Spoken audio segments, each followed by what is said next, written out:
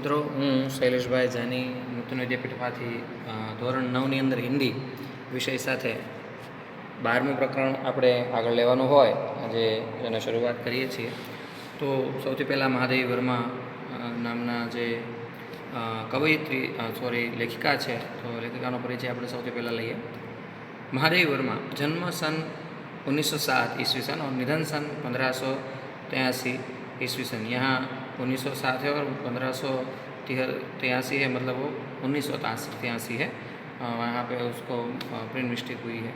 हिंदी साहित्य में महादेवी वर्मा अर्थात मैं नीर भरी दुख की बदली और तुमको नीव में ढूंढा तुम में ढूंढी पीड़ा करने वाली सहृदय भावुक अत्यंत संवेदनशील और समग्र नीव सृष्टि पर अनुकंपा वर्षेण करने वाले छायावादी युग की अप्रतिम रचनाकार, छायावादी कोमल कवि पदावली के रचनाकार के रूप में पहचाने गए.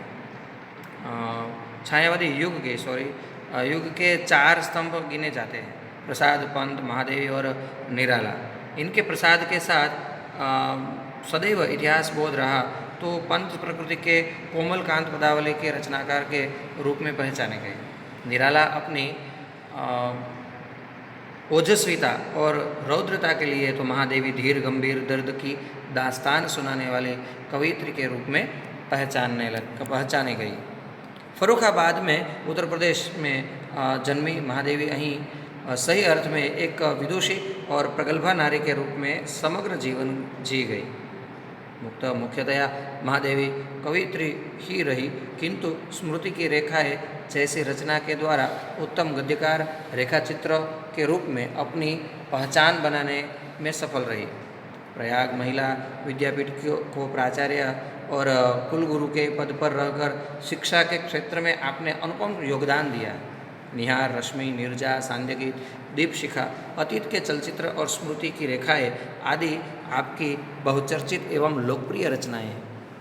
यहाँ रानी नामक एक घोड़ी उनके 2 साथी निक्की और रोजी के साथ आई है, सम्मिलित है, जिसका बड़ा मार्मिक और भावुकतापूर्ण शैली में चित्र अंकित किया है. ऐसा लगता है यह नेवला, यह कुत्ती और यह घोड़ी हमारे सामने ही है. पशु, पंछी और निर्दोष भोले ऐसे प्राणियों के प्रति महादेवी जी का स्नेह और प्रेम छलकता नजर आता है. रियासत होने के कारण इंदौर में शानदार घोड़ों और सवालों का आधिक्य था. इसके अतिरिक्त हम अंग्रेज़ों के बच्चों को छोटे टट्टू या सफ़ेद गधों यानी जिसकी जाति के संबंध में रामा ने हमारा ज्ञानवर्धन किया था और घूमते देखते थे. रामा की कहानियों में तो राजा अपराधियों को गधे पर चढ़ाकर देश निकाला देता था. इन्हें गधों पर बैठकर प्रसन्नता से घूमते देखकर विश्वास करना कठिन था कि इन्हें दंड मिला है. रामा के पास हमारी जिज्ञासा का समाधान था. इन्हें विलायत में गधे पर बैठने का दंड देकर भारत भेजा गया है, क्योंकि यह वाहन नहीं है.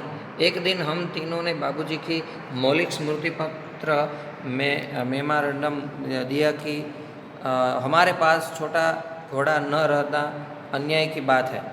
यदि अन्य बच्चों को घोड़े पर बैठने का अधिकार है तो हमें भी वह अधिकार मिलना चाहिए. बाबूजी ने हंसते हुए पूछा, सफ़ेद टट्टू पर बैठोगे? तुम कहो के साथ ठेल मठाल के उपरांत मैंने अगुला होकर गंभीर मुद्रा में उत्तर दिया, सफ़ेद टट्टू तो गधा होता है जिस पर बैठकर सजा दी जाती है. पता नहीं हमारे ज्ञान के वजस्त्र स्रोत रामा को बाबूजी ने डांटा या नहीं, परंतु कुछ दिन बाद हमने देखा कि एक छोटा सा चॉकलेटी रंग का टट्टू आंगन के पश्चिम वाले बरामदे में बांधा गया है. बरामदा तो घोड़े बांधने के लिए बनाया नहीं गया था, अतः बाहर से टट्टू को लाने के लिए दीवार में एक नया दरवाज़ा लगाया गया और उसकी मालिश करने तथा खाने पीने, घूमने आदि की उसकी देखरेख के लिए छुट्टन नाम का साइंस रखा गया. अब तो हम उस छोटे टट्टू से बहुत प्रभावित और आतंकित हुए. हमारे तथा हमारे अन्य साथी जीवों के लिए न मकान में कोई परिवर्तन हुआ, न कोई विशेष नौकर रखा गया. रामा को तो नौकर कहा नहीं जा सकता, क्योंकि वह तो डांटने फटकारने के अतिरिक्त हमारे कान भी खींचता था और हमारी खिड़की तक दरवाजे में परिवर्तित नहीं हो सकी, जिससे हम रोज़ी और निकी के साथ कूदने के कष्ट से मुक्त हो सके. सकते। बाबूजी से यह सुनकर भी वह टट्टू हमारे सवारी के लिए आया है। हम सब 4-5 दिन उससे रुष्ट होकर अप्रसन्न ही घूमते रहे, परंतु अंत में उसने हमारी मित्रता प्राप्त ही कर ली। रामा से उसका नाम पूछने पर ज्ञात हुआ कि उसे ताज रानी कहकर पुकारा जाता है। ताजमहल का चित्र हमने देखा था और रामा और कल्लू को माँ की सभी कहानियों में रानी के सुख दुख की गाथा सुनते सुनते हम उसके प्रति बड़े सहृदय हो गए थे। ताजमहल जैसे भवन की रानी होने पर भी यह वहाँ से कहानी की रानी की तरह निकाल दी गई है। यह कल्पना करते ही हमारी सारी ईर्ष्या और सारा रोष करुणा से पिघल गया और हम उसे और अधिक आराम देने के उपाय सोचने लगे। वह इतनी सुंदर थी कि अब तक उसकी छवि आँखों में बसी जैसी थी। हल्का चॉकलेटी चमकदार रंग जिसा पर दृष्टि फिसल जाती थी। खड़े छोटे कानों के बीच में माथे पर झुलका अथार अयाल का गुच्छा, बड़ी काली स्वच्छ और पारदर्शी जैसे आँखें। अयाल मतलब घोड़े के पीछे ऊपर के बाजू जो बाल होते हैं यहाँ पे, तो उसको अयाल कहते हैं। पारदर्शी जैसे आँखें, लाल नथुने जिन्हें फुला फुला कर चारों ओर की गंध लेती रहती, उजले दांत और लाल जीभ की झलक देते हुए गुलाबी होठों वाला लंबा मुंह जो लोहा चबाते रहते पर भी क्षत विक्षत नहीं होता था। ऊंचाई के अनुपात से पीठ की चौड़ाई अधिक है। सुडौल मजबूत पैर और सघन पूंछ जो मक्खियाँ उड़ाने के क्रम के मोरपंच के समान उठती गिरती रहती थी। उस समय यह समझने की बुद्धि नहीं थी, परंतु इतने दीर्घकाल के उपरांत भी स्मृतिपट पर वे रेखाएं ऐसे उभर आती है जैसे किसी अदृश्य स्याही से लिखे और अक्षर अग्नि के ताप से प्रत्यक्ष होने लगते हैं। हम बार बार सोचते हैं कि वह कुछ और छोटी क्यों न हुई होती तो हम रोजी और निकी के समक्ष उसे भी अपने कमरे में रख लेते। रानी को अपने कमरे में ले जाना संभव नहीं था, अतः अस्तबल बना हुआ बरामदा ही हमारी अराजकता का कार्यालय बना। बरामदा घोड़े बांधने के लिए तो बना नहीं था, अतः उसकी दीवार में एक खुली अलमारी और कई आते ताक थे।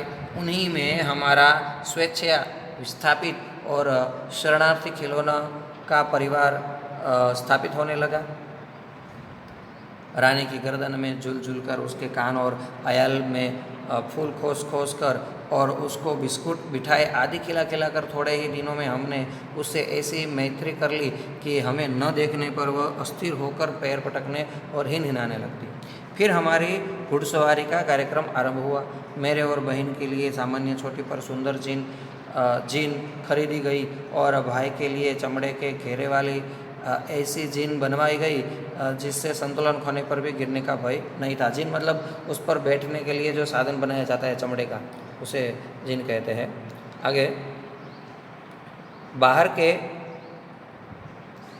चबूतरे पर खड़े होकर हम बारी बारी से रानी पर आरूढ़ होते और छुट्टन साथ दौड़ता हुआ हमें घुमाता।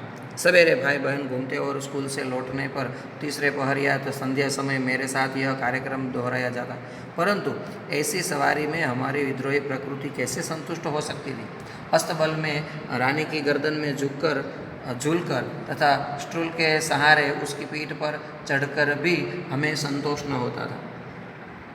अंत में एक छुट्टी के दिन दोपहर में सबके सो जाने पर हम रानी को खोलकर बाहर ले आए और चबूतरे पर खड़े होकर उसकी नंगी पीठ पर सवारी करके बारी बारी से अपनी अधूरी शिक्षा की पूरी परीक्षा लेने लगे। यह स्वाभाविक ही था कि ताज रानी हमारे अराजक प्रवृत्तियों से प्रभावित हो जाती। वास्तव में बालकों में चेतना के विभिन्न स्तरों का बोध न होकर सामान्य चेतना का ही बोध रहता है, अतः उनके लिए पशु पंछी वनस्पति सब एक परिवार के हो जाते। निक्की रानी की पूंछ से झूलने लगता था। रोज़ ही इच्छानुसार उसकी गर्दन पर उछलकर चढ़ती और नीचे कूदती थी और हम सब उसकी पीठ पर ऐसे गर्व से बैठते थे मानो मयूर सिंहासन पर आसीन हो। रानी हम सब की शक्ति और दुर्बलता जानती थी। उसकी नंगी पीठ पर अयाल पकड़कर बैठने वालों की वह दुल की चाल में इधर उधर घुमाकर संतुष्ट कर देती थी। परंतु एक बार मेरे बैठ जाने पर भाई ने अपने हाथ की पतली संटी उसके पैरों में मार दी।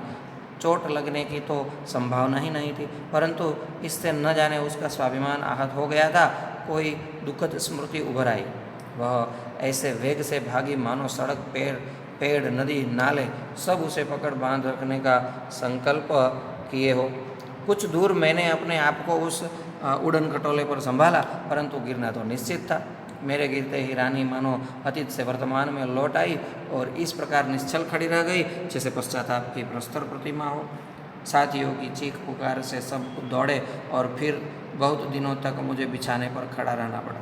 स्वस्थ होकर रानी के पास जाने पर वह ऐसी करुण पश्चाताप भरी दृष्टि से मुझे देखकर हिनहिनाने लगी कि मेरे आंसू आ गए। एक बार भाई के जन्मदिन पर नानी उसके लिए सोने के कड़े भेजे।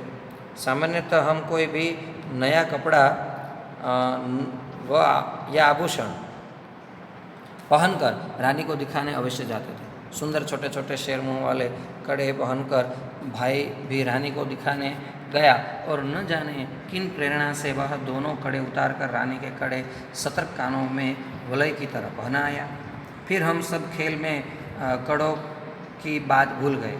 संध्या समय भाई के कड़े रहित हाथ देखकर जब माँ ने पूछताछ की तब खोज आरंभ हुई, पर कहीं भी कड़े का पता नहीं था चला। रानी अपने कान को खुरों से खोदती और हिनहिनाती रही।